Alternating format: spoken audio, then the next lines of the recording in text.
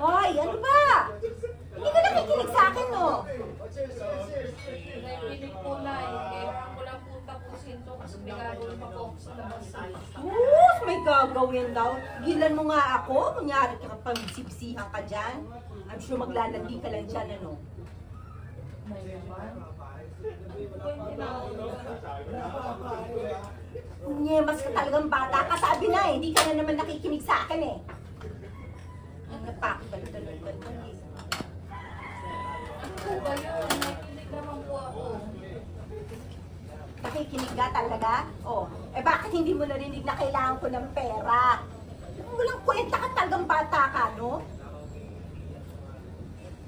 Kapadala ko lang po sa Ito nga ba, ha? Ano? Nanunumbat ka, ganon? Ha?